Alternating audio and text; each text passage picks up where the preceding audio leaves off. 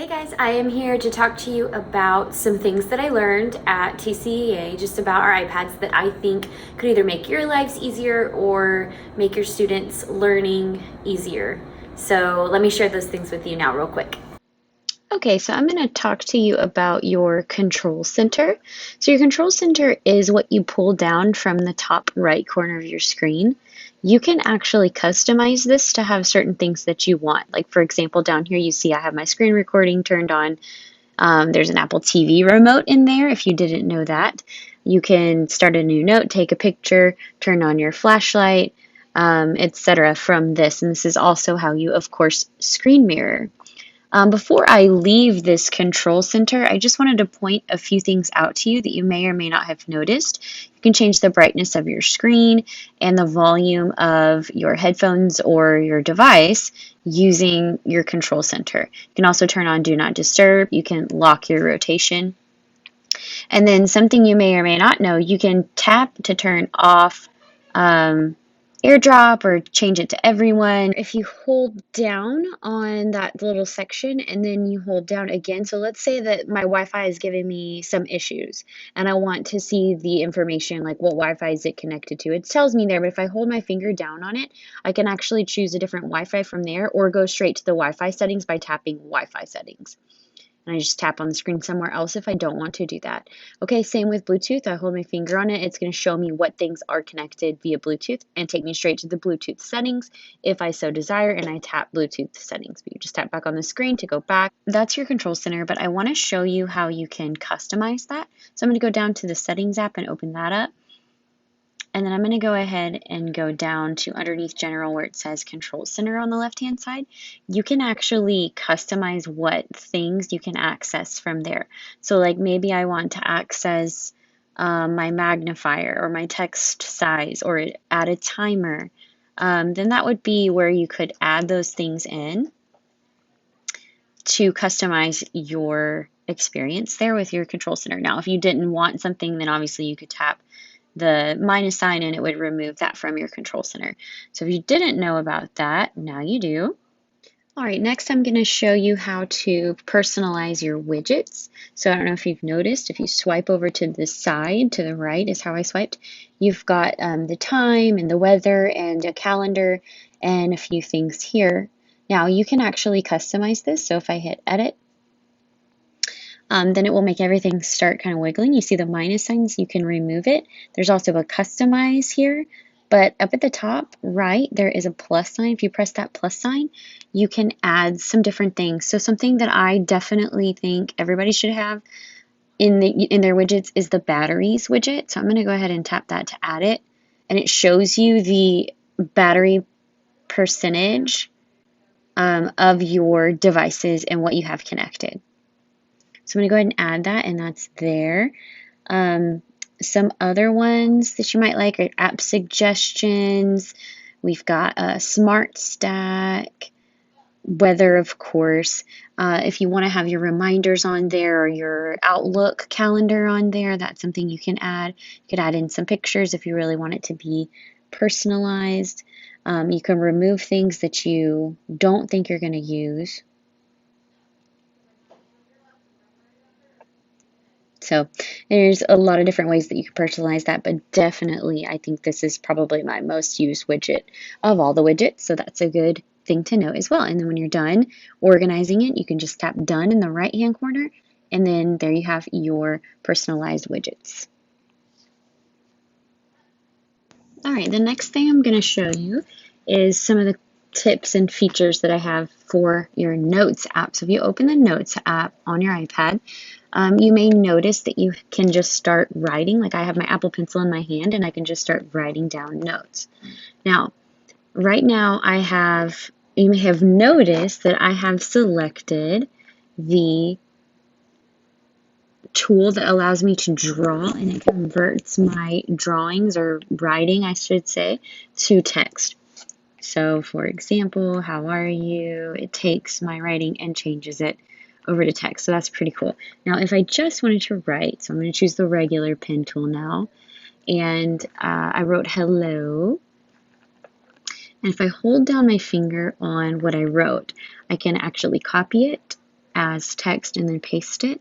I can insert a space above it. I can duplicate it. So that's all pretty cool. But some of the other things that you can do here is you can actually make it speak the sentence to you. So if I hold it down, if I hold this down, you make it speak and say the word R. I can make it spell it. So those are some pretty cool features there. And then also if I tap these three dots right here, there's a couple different things I can do. I can change the lines of the paper. So like if I want it to be a grid or I want it to be lined paper, then I can do that. Something else I can do is add this little check mark up here in your toolbar that you have up at the top will create a bullet point. So it'll create whatever it is and make it a bullet point. And then you can actually sort the things that you've completed to the bottom of your list, or say, I'll just say not now for right now so that it's there. So you can share this note with a friend. You can find a word in your note. Okay, then I'll show you that word, highlight that word, kind of like a search and word. Okay, you can also, something really cool, if you don't know this, this is good for you to know. If you tap this camera up here, you can add in a photo or a video, but you can also scan documents in the Notes app. So like, for example, I can turn this sideways and it will find the document and it will scan it and add it into my note. So then I have, you know, the notes that I already had, but then also a scanned document. And then it can actually read the words that are on the page, which is pretty cool.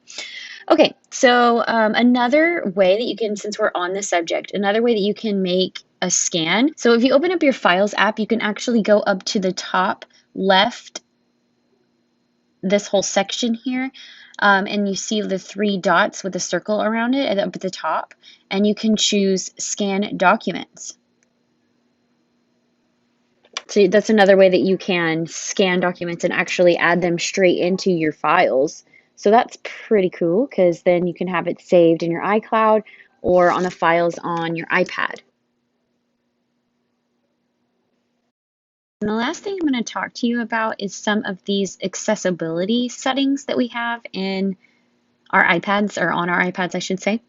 And so I want to show you, if I open up Safari right now as an example, let's say I am reading this website.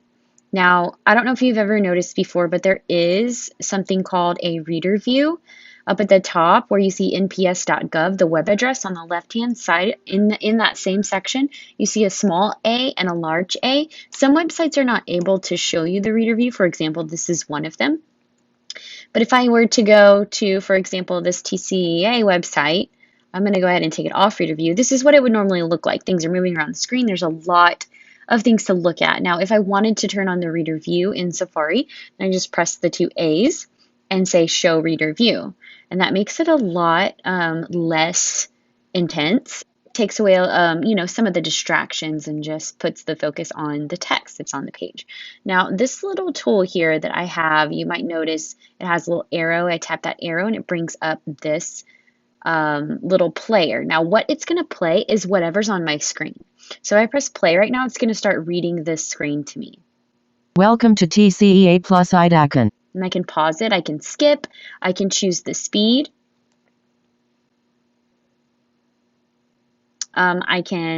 If I select the finger, it will read whatever I touch. Don't forget, recorded and on-demand content. So I touched the don't forget and it started reading that to me. Okay, so let me tell you how to turn this on. So if I go to my settings and I go to accessibility, the option here that you're looking for is spoken content. So if I go to spoken content, I'm going to want to turn on speech selection. And then my speech controller is actually the thing that you see, this little arrow that you see that will appear or disappear.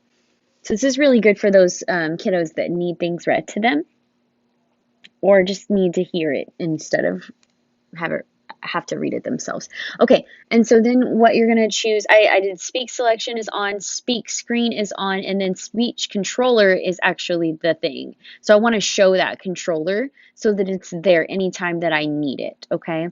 So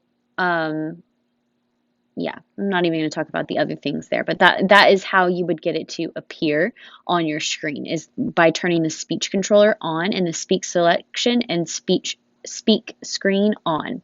Okay, the next thing I wanted to talk to you about in your accessibility settings. So if we go to under physical and motor, we go to touch, we can turn on assistive touch. Now, some of you may already have assistive touch on, but something that you might not know is that you can actually customize what shows up here as your options. Okay, so that's another way. If you turn on assistive touch, you have this nice little pointer that you can move around the screen, but you can also choose.